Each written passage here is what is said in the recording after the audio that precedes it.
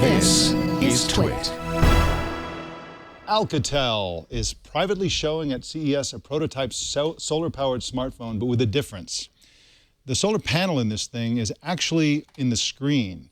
You'd put it screen up in order to charge the battery. The blog PocketLint says Alcatel hasn't perfected this technology yet, and then both the screen quality and the solar charging power are not ready for the consumer market, but this could be out by as early as next year. It's not a post-PC world. They're just getting really small. Intel CEO Brian Krzanich announced the Edison, which is a Pentium-class PC powered by a dual-core Quark system on a chip, and the size of an SD card. It runs Linux, it has built-in Wi-Fi and Bluetooth, and Intel says an app store is in the works. Krzanich showed off the Edison with a bunch of prototype examples like a smart onesie. That's exactly what it sounds like. It's a baby outfit with sensors and blinking lights to tell you whether your baby is happy or not, because there's no other way to tell with babies. The Quark system on a chip was unveiled 4 months ago. It's designed for really, really small applications that don't need a lot of power. Garmin announced new dash cams that automatically record your car crashes in glorious HD. The dash cams 10 and dash cam 20 stick to the windshield with a suction cup. They run and start recording automatically when you start the car. And as they record, the cams constantly delete older video. And when the cam's accelerometer detects the G-forces from heavy braking or a crash, the video footage leading up to the crash is saved, as well as the crash itself. They both ship in February. The cheaper one is $219. The more expensive one costs about $250. And that one includes GPS to record black box-like data such as date, time, speed, and direction of crash. The crash investigators are going to love this product.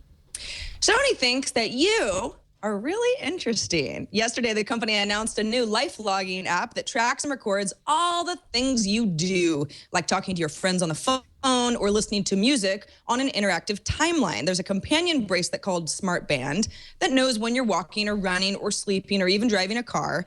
And it even has what Sony calls a life bookmark key. You press that key and the bracelet is supposed to remember whatever it is you're doing. A separate core device supposedly can handle more advanced tracking and can attach to clothing or even the watch itself, but we don't really have more details on that yet. What we also don't have is pricing or ship dates on either product. Remember that Lytro camera that lets you shoot pictures now and focus later? Toshiba announced today a new camera module that does something similar for phones and tablets. The device has two 5-megapixel sensors plus a chip that processes image and depth data. The chip can also scale up both of the 5-megapixel images to create a new 13-megapixel photo. So it works just like a 13-megapixel camera phone. The resulting pictures can be refocused as part of the editing process. You don't like the way it's focused, just change the focus. Toshiba expects to have their new technology and devices you can actually buy sometime next year. 1 billion devices isn't cool. You know what's cool? 1.1 billion devices. That's how many phones and tablets will be running Android by the end of 2014. That's according to a new report by Gartner. Not only is 1.1 billion a lot, but it's a 26% rise over 2013. By comparison, Microsoft Windows will be on 360 million devices, and Apple's iOS and OS X systems will rise to 344 million by the end of 2014. The Wall Street Journal reported this morning that Apple has made the unusual move of opening an official store on China's Tmall for selling iPads and other Apple products. Tmall is an online store run by the Chinese e-commerce giant Alibaba. That means that Apple is actually paying Tmall's annual service fee plus a commission on each transaction. Very unusual for Apple.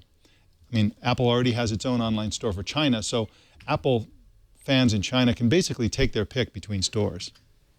Sony's not done with wearables yet. At CES, the company announced a virtual reality headset designed to compete with Oculus Rift. It's called the HMZ T3Q, which is a really great name and very easy to remember. It has a virtual screen that can span up to 750 inches. It's obviously designed for gaming. It handles head tracking with what Sony calls low latency. You know what Sony doesn't call? How much it will cost and when we can buy it. It's like the CES thing. It's just, over and over. Who knows?